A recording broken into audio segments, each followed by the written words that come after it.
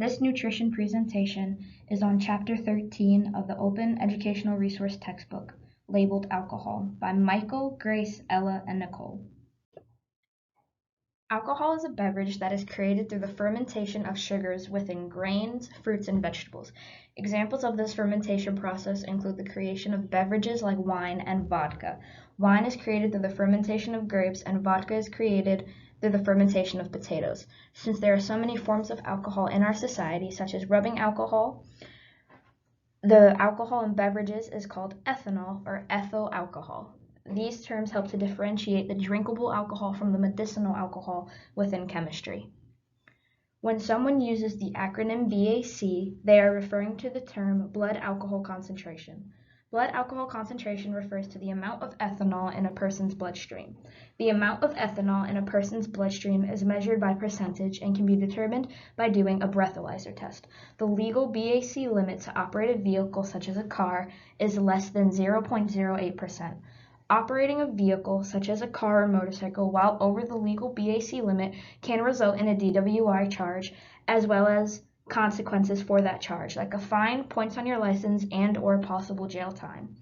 Factors that can affect a person's BAC can include the sex of a person, the person's weight, the amount and type of alcohol being consumed, the rate one is consuming the alcohol, what, if anything, the person has eaten either before, during, and/or after consumption of alcohol, mixture of beverages, and possible medications the person can be on at the time of consumption.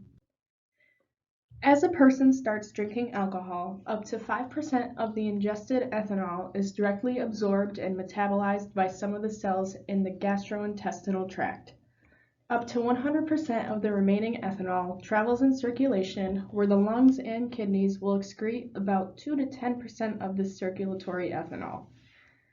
The lungs exhale alcohol as gas. The more alcohol that is consumed, the stronger the smell of alcohol on a person's breath. The liver metabolizes up to 85 to 98% of the circulatory ethanol with two different processes: alcohol dehydrogenase system and microsome's ethanol oxidizing system, or MEOS. In a moderate drinker, about 10 to 20% of the total liver ethanol uptake is processed with MEOS.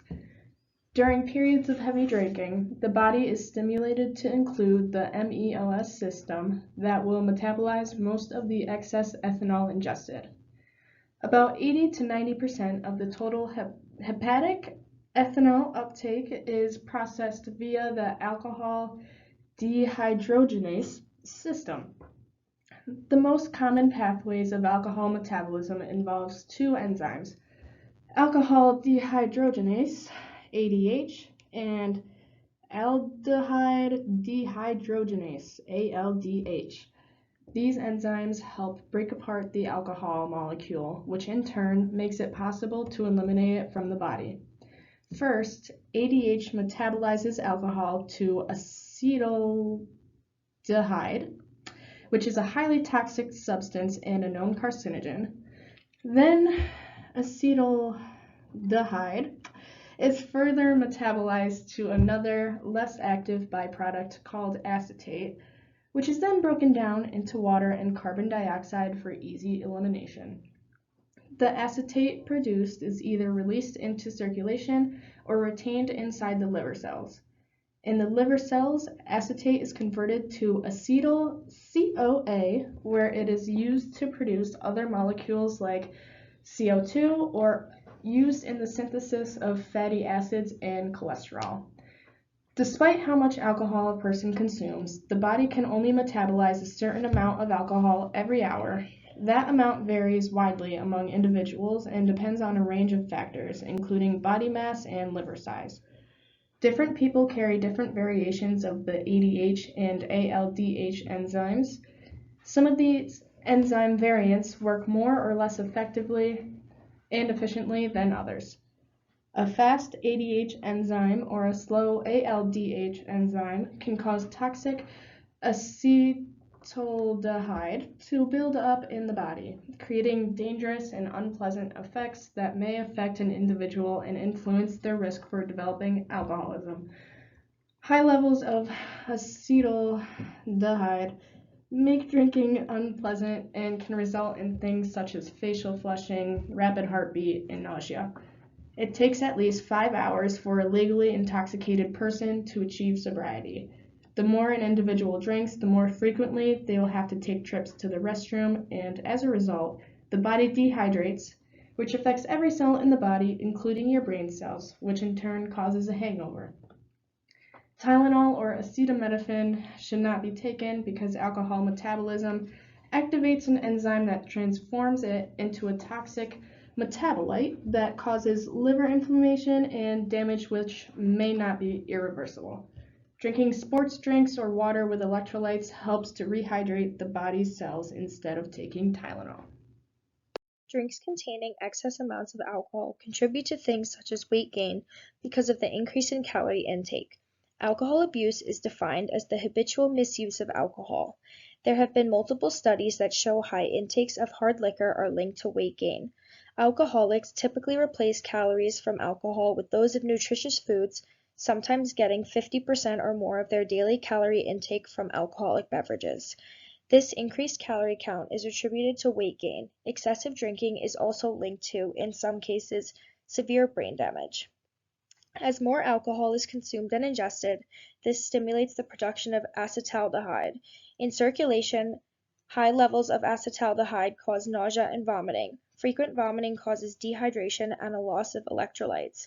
Electrolytes can be replaced with beverages such as Gatorade. However, if dehydration becomes severe enough, this can impair brain function and a person may lose consciousness. When the BAC or blood alcohol content rises, the central nervous system hits depression.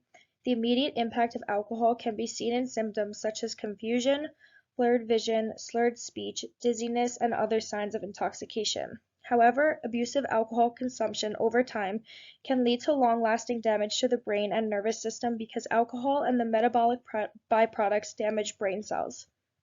Alcohol abuse can also be linked to liver damage and failure. According to the CDC, 14,406 Americans died from alcohol-related liver diseases in 2007. The liver is one of the body's main filtering organs and can endure serious damage if constant drinking occurs. The term alcoholic liver disease, or ALD, is used to describe liver problems linked to excessive alcohol intake. Unfortunately, ALD can be progressive, with individuals suffering from a fatty liver and going on to develop cirrhosis. When many people think of alcohol consumption, generally people have a negative outlook on the way that alcohol affects the body. But what if I told you that alcohol can actually be beneficial to the body when consumed in moderation? Moderate alcohol consumption is defined as 1 standard drink for women and 2 standard drinks for men a day.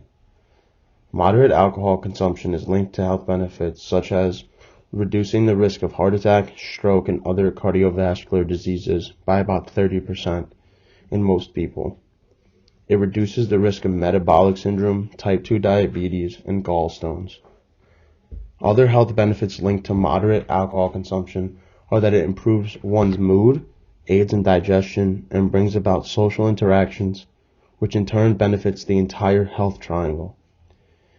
Age and gender do play a significant part in whether moderate alcohol consumption outweighs the risk associated with alcohol consumption. A study done by Harvard University showed that middle-aged and older people benefit more from moderate alcohol consumption than younger people. Gender also plays a significant role in moderate alcohol consumption benefits. Women have a much more complex decision to make than men due to the overuse of alcohol having a correlation with developing breast cancer. Many women have a fear of developing breast cancer, so they tend to not take advantage of the heart benefits of drinking moderately over men who will take advantage of it more.